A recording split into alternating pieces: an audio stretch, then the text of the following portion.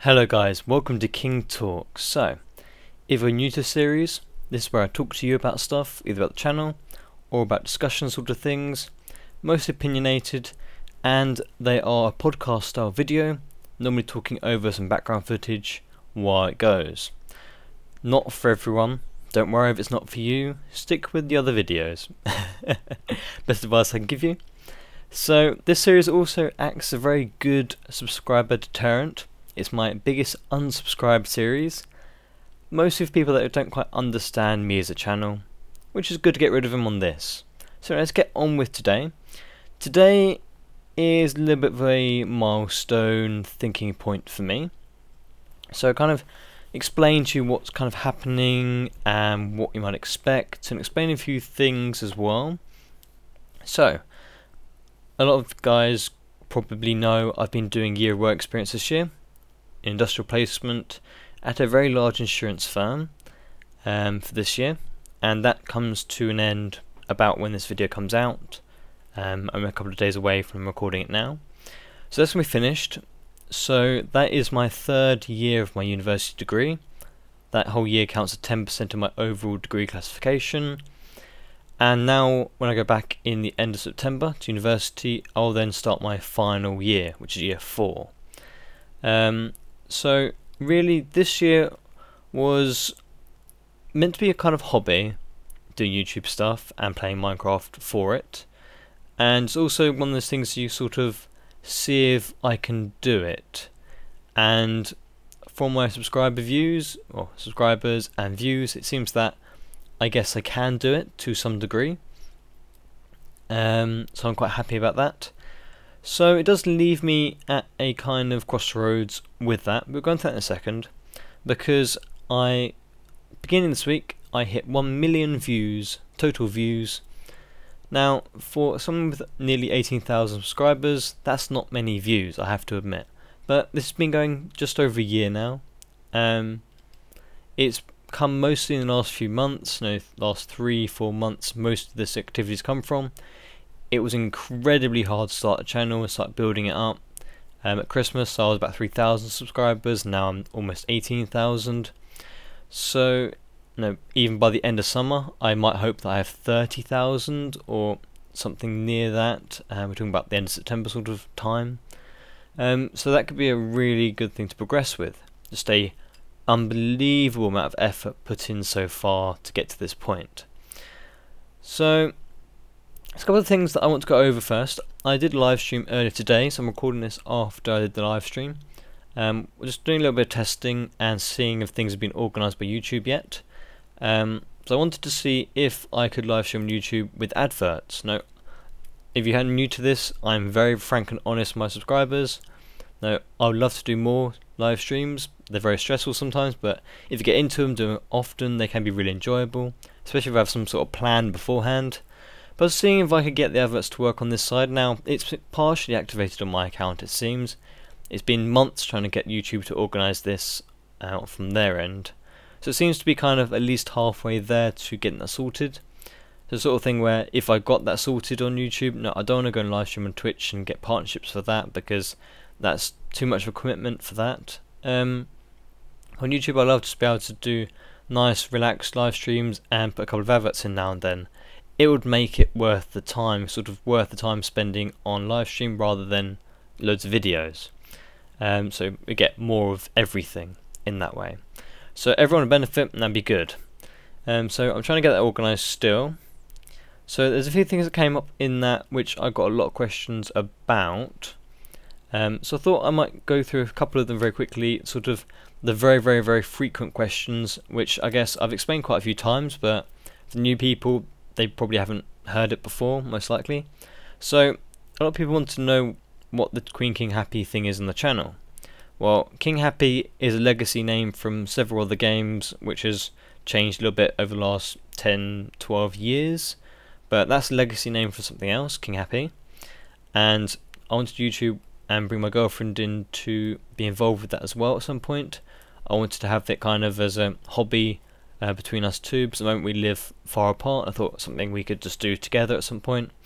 Turned out that it wasn't really the best idea for getting her involved with that, but she still enjoys watching the channel grow and everything else, and she's quite active on keeping check on that. So she doesn't mind me doing it. So that's where the queen bit comes from. So she would have been queen happy and I've been king happy. Would have made sense, wouldn't it? Yep. So that's that. How old am I? I'm 21. I've been 21 for half a year already. So, yep, I'm 21. What's your name? My name is Philip. That's not a secret. No, really, not really hiding that. That's that. Where do you live? I live in England. You may be able to tell, some of you may not. If I think of something really English to say, like, oh sir, would you like a cup of tea? Anything like that. I'm not very good at accents. I can do some weird English accents if needed, but I'm not really very common spoke English in it, maybe. Not quite, is it? Well, I'm originally from Essex in England, which is not known for proper English, let's just say that. So I don't quite talk how I should do compared to where I'm from. I was brought up a little bit better than that. Anyway, going back to university. So I've got a couple of months off now between my placement and when I start university again for my 4th year.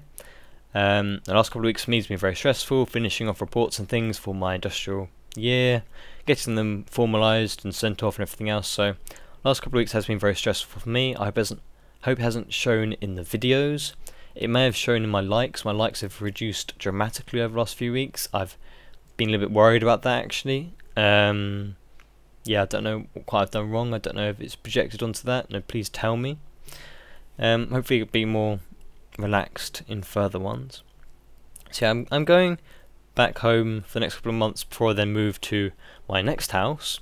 So I'm moving out this Friday, spend 2 months odd at home, move back to university somewhere else, not where I am right now, and then carry on with that. So a couple of months at home, and I may be working another job there as well. I'm still got 2 other employers as it is, even with the industry employer finishing off this week.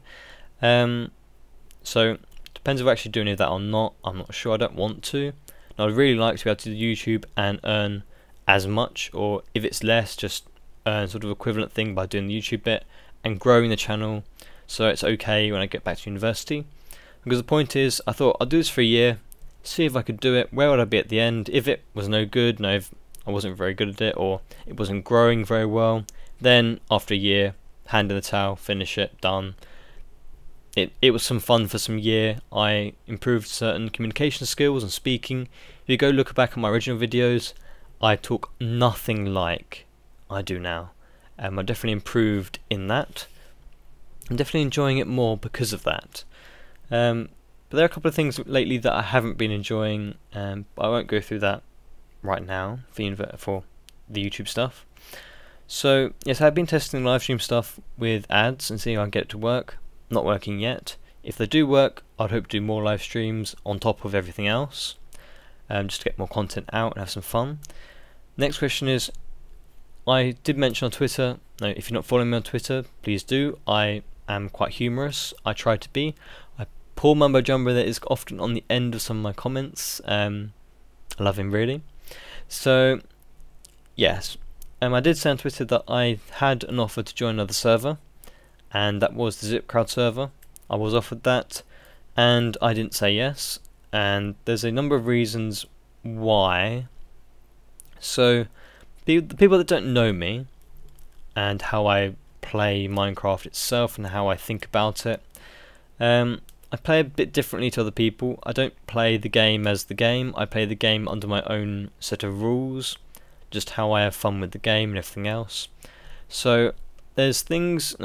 I've played a legacy of loads of different types of games, and in them there's always a thing called bug abuse. So anything which is in the game which either generally accepted shouldn't be in there because it's too overpowered or something, or if it's a mistake in the code somewhere but they try to fix it up still, or if they tried to get rid of it already and it's still there and they're still trying to get rid of it, then no, it's bug abuse, and for all those things you always get banned for actually abusing that. So I've always been against anything using bugs and things to your advantage, sort of exploiting the game itself, because it sort of breaks the structure of the game and you can't quite get the same achievement out of it. It's like saying, well, you could abuse this bug or you go into creative, and that kind of loses all motivation to do anything after that, and just kills it for me. So I'm really against all the bug abusing stuff, and on the Supercrown server they've got quite a few which I would consider bug abuse and which I don't want to do. No, these are my opinions, this is how I play the game. Some people get angry when I say these things, but this is how I play it and how I see it. So we'll start off with one, Withers. Withers were designed to be something that was meant to be a powerful enemy in Minecraft, not meant to be kept into little places. It's meant to be kind of, you can't trap it, it's meant to be able to get out, it's been given blockbusters, the only thing in the game to do that kind of thing apart from ghasts, so it can get itself out of places and everything else. And they went through whole loads of bug fixes with them, saying that every time someone found a weird glitchy thing or buggy thing or some sort of mistake in the AI to kill it easily, they would then go around and fix it. So there's a whole string of different things people have been using them for over the last, I don't know, it's been quite a while now actually, 6 months or something, or more than 6 months, yeah, more than 6 months, 8 months, I don't know. So lots of bugs with them which they've been cleaning up as they've gone. So they were obviously then, I would say, obviously exploits people were doing with them, otherwise why would they want to change it? That's reasonable. So some of the things that I still don't agree with is the use of suffocation in bedrock or trapping with bedrock, because that's kind of a mistake in the whole code thing, because it hasn't, the whole thinking of it hasn't accounted for bedrock, and there's a few glitches and things which you can make them die in bedrock and get stuck in it and get stuck in end portals and stuff, and that for me is an exploit. I don't enjoy that, so I don't like that. Another one is the quote-unquote perfect villagers. So the villagers went through a few changes when we got given them for trades. They had it so at one point if you kept trading with them in the same screen, then they would not stop their offer at all until you exited the screen and went back into it. So you could get hundreds of stacks of stuff with you and just keep trading, keep trading, keep trading. That was removed, so that was an exploit. The next part people are doing is making quote-unquote perfect villagers, so that they're getting to open up all the trades for the villager, get a cheap one at the end, and then just farm it for diamonds or whatever else, basically creating diamonds out of nothing. The villager stuff is nice. Now you make certain farms and things to get trading in wheat and stuff now and then, and mixing up villagers such you can get new villagers to come through and get some wheat and stuff with them and get some minerals now and then. I'm fine with that. That's how it was kind of given to you, I think. But using it as a pure exploit just to get tons of diamond tools and stuff from it, I don't agree with that. It sort of degrades the game for me. There's no achievement to go mine diamonds and things. Of course, people can say I've got the gold farm above the nether, I have an iron farm. For me, gold, there is no real use for it. I use building blocks and things like that. It's just for something that I've enjoyed. It hasn't taken away the game from me. It's actually added to it, being able to do that for me. Iron farm, same thing again. I could spend hundreds of hours mining iron. I wouldn't enjoy it. I wouldn't want to play the game because of that. So having an iron farm makes the game better for me anyway. So that's how I justify that. Same way as going on top of the nether. If they want to get rid of that, it's been in the game so long. It's been in the game as long as I've been playing anyway, since 1.2.3, 1.2.4 either way. And they could have made the bedrock on top of the nether 2 blocks thick of bedrock, and that would have stopped anyone moving above it. So that would have fixed that. If they want to do that, I'm sure they would have done it by now. If not, you could have done the same thing below the nether for a gold farm and everything else, but spend hundreds of hours again cleaning it out. And as I'm going to be doing a automatic wither farm, then I'm going to be doing that sort of thing anyway, and I'm not really want to do that twice for different things. I just don't want to do that, and I don't feel that will give anything to my Minecraft experience. So that's why I don't want to do that. So there's a whole load of things on the server stuff that I always like to build my own things. I begrudgingly use other people's designs or other people's aspects and ideas in my things I do. Now, someone's a suggestion saying, oh, you could use this for this, that's a good idea and everything else. If they say, you need to use this person's design, or your design looks like so-and-so's thing, or I've watched this thing, are you sure you're not copying them? I don't actually watch many Minecraft Let's Plays. I don't really watch many Minecrafters, I will be honest. And the ones I do, I don't actually watch them for Let's Plays because I would get frustrated watching them. It's not big-headed. I like to build my farms my own way. The whole enjoyment I get out of Minecraft is by designing farms that work for me, how I want them to, within a certain set of constraints. So maybe my sorting system, I wanted that to be silent, and that was my constraint myself, to make it work like that. And there's lots of things like that I want to make it work how I want to make it work. And on servers and such, I would cause friction if it was a technical server, because I want to do it my way, and that's how I have fun. Even if it doesn't work the best, I still get it to work how I want it to work, and that's the achievement for me. So yeah, that's why I haven't joined the Zip crowd. So that's that. Okay, so on that note, the whole Enderman farm, I guess, it's a great example of how I love to build farms. I love building Enderman farms, and I love beating games, so completing them as best they can and everything else. So that Enderman farm, I've built the most recent one, and actually done a tutorial on. I've had it the last couple of months actually, been testing it still for ages. I think that is the end game Enderman farm, because you can't actually get experience any faster by punching. You would have to have something completely different going on to actually get any faster rates of experience. And if you made that farm wider and had more spawns, you could still not decrease the times it was to get to 30 and 50. So that is sort of the maximum potential farm, which I love doing that sort of thing. And I'm trying out those things and getting them to work. So the next thing I'm going to do is my wither farm, or wither skelly farm, and some other things as well on top of that. So the next thing, I guess people are asking kind of, no, if I continue on this pace, will I kind of get bored of Minecraft or burn out really quickly? Well, I've been going this pace the last year, so I think I'll carry on for the next couple of months at least. So yeah, I will be looking very closely on numbers and sort of increases in size and everything else for the channel and the views and everything else over the next couple of months quite closely, because it has to be able to justify itself to me that it's worth doing. Like I said, I'm a very, very frank person about this. I'm very down to earth about it, and I'm very honest to my subscribers, and I feel like that you're worth that. I don't sort of dance around these things. I'm pretty honest with them. Some people on servers can't handle that, or some people can't handle that approach, but for me in a technical environment, that's the most effective way to get to the point of things and get things sorted. Just not kind of a natural thing for some people. So over the next couple of months, if it's worth monetary wise for me to spend the time to do the videos and get a decent amount of money back, I'm not saying a huge amount, I'm not saying beating any sort of random poor paid part-time job or anything else, I'm just saying enough to make me feel like it was worth my time spending for the video.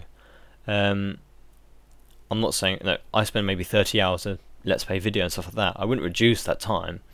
I don't particularly care how much money I get out of it, it's just that enough people watch it and it helps me grow, and it might turn into sort of the growth would turn into sort of potential income further down the line. So maybe in a year's time it might actually be worth doing this alongside whatever I end up doing after university. That's the kind of idea. So I'm looking very closely on those numbers. If they're looking good by the end of summer when I go back to university, then I will make sure I do allocate a certain amount of time in my week or after my studies and stuff outside of that. So I do a very intensive course, so time is incredibly valuable for me, especially as time spent in my university degree means a lot more money earned outside of it further on at graduate level and everything else.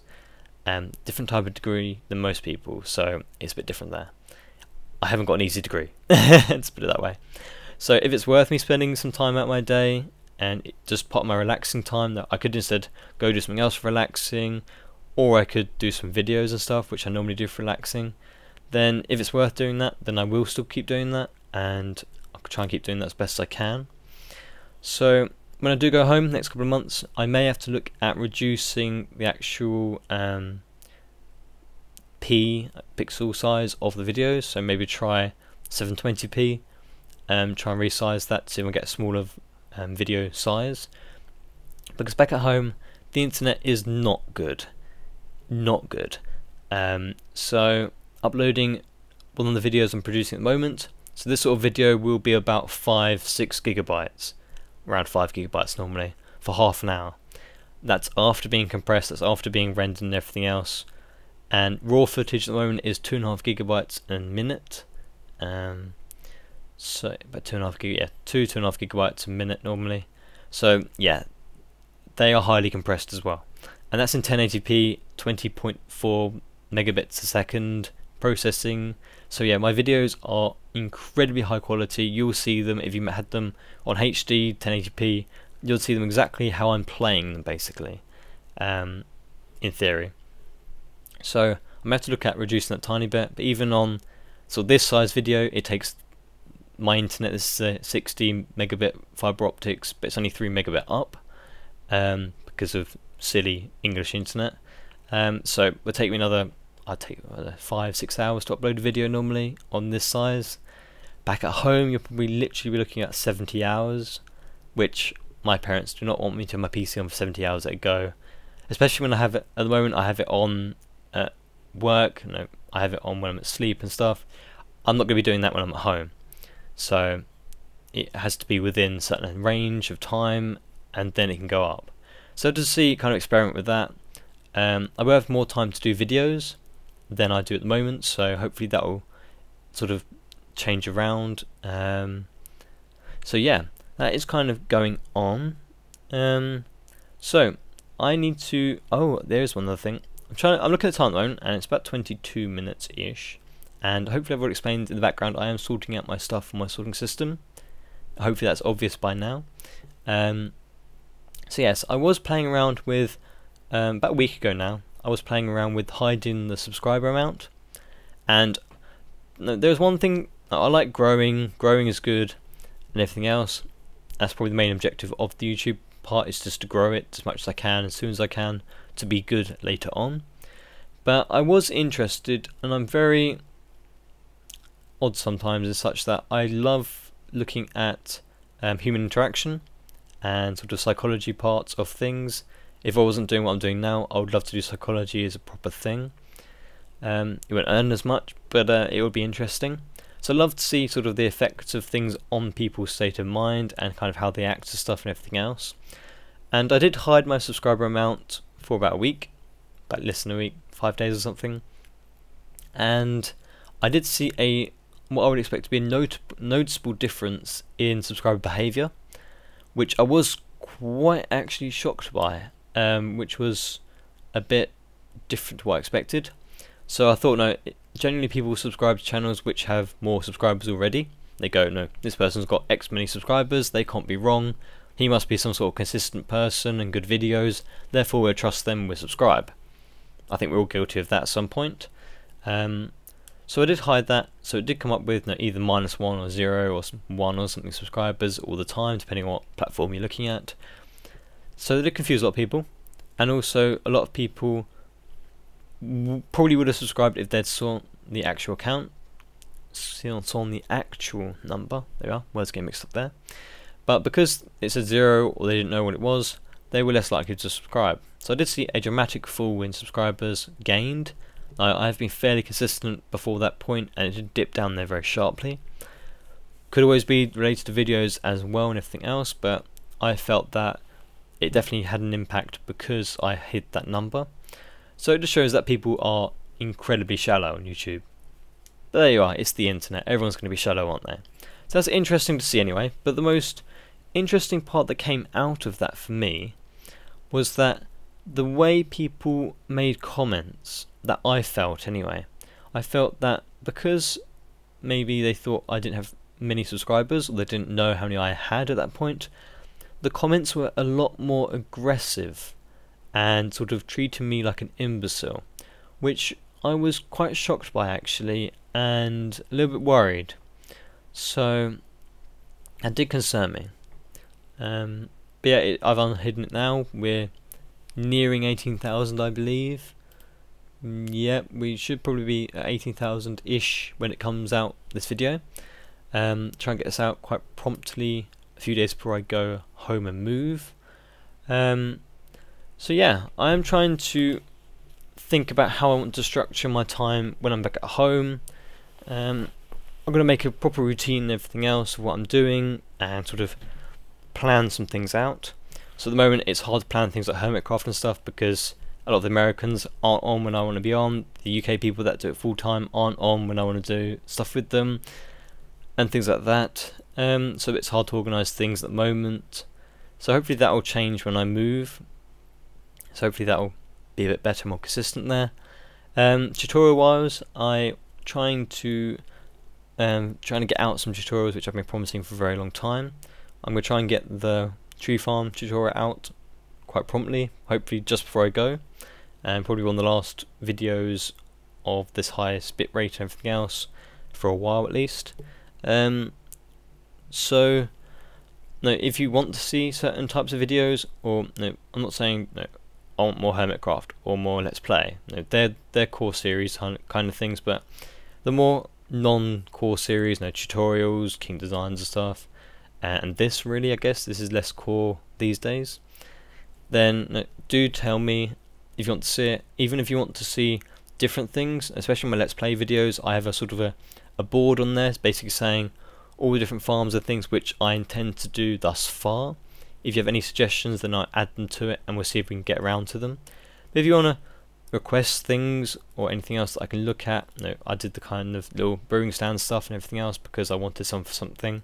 That sort of stuff I do as I go in my let's plays, and I add them into it as I go. But if you ask for them beforehand, I can look at them and have make up something, or not make up something, but design something and make it a nice little video for it.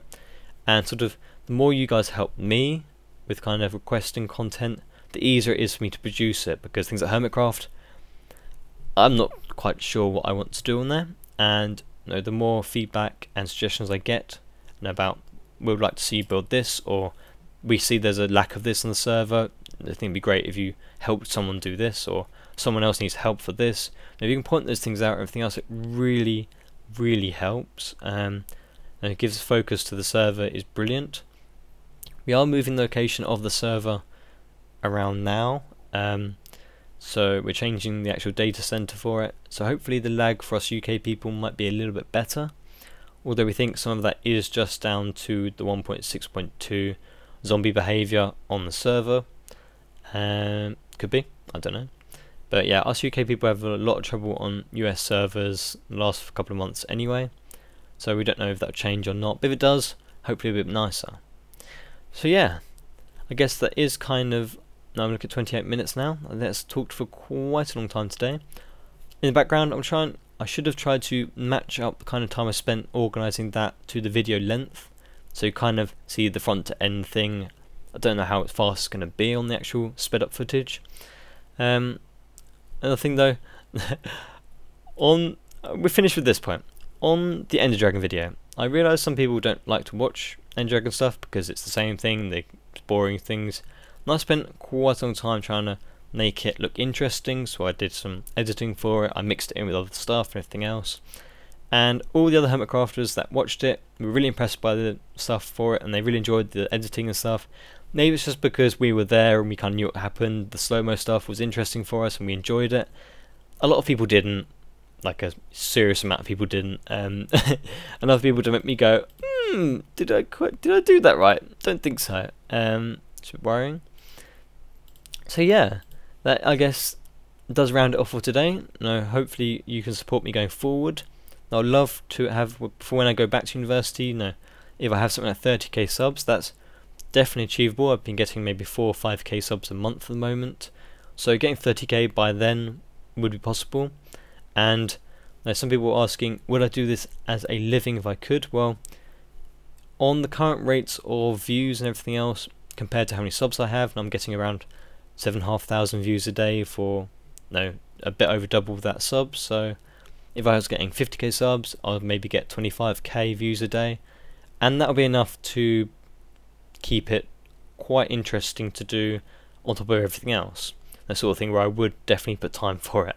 I'm not saying I'm aiming for that, but no, 30k in the next 4 months or something would be a very nice target to have, and a very reasonable one as well, assuming I can get more videos out in the summer. So yes, I thank you guys for the continued support in the last year, for the ones that have been here that long. I don't know how live streams would actually work, if they would work at all at home because of the bad internet, but when I get back to university I would love to do loads of live streams and do more videos as well. So I do thank you guys for watching and understanding what's going to happen with the channel. No, really shouldn't see much effect apart from seeing maybe 720p instead of 1080. I know most people don't watch it on 1080 anyway, but it's one of those things. 1080 does help search rankings and all that. So I was planning to kind of talk about the whole, how YouTube, all the numbers and figures and the monetary stuff and all the different RPM, CPM stuff actually works on YouTube things, or definitions of them, everything else, but I'll leave that for another time if people want to hear that. It's not the sort of thing that you will get many YouTubers explain in detail ever. But yeah, so that is the end for today. I hope you've enjoyed it. I don't want this to be the end of an era. No, if I don't achieve a good enough level with everything, then I may just stop this when I go back to university, but hopefully I will carry on with it. If it's going the way it's going, it will definitely carry on, so don't worry about that. So yes, I said goodbye enough times. Thank you very much for joining me, guys, and I'll see you next time.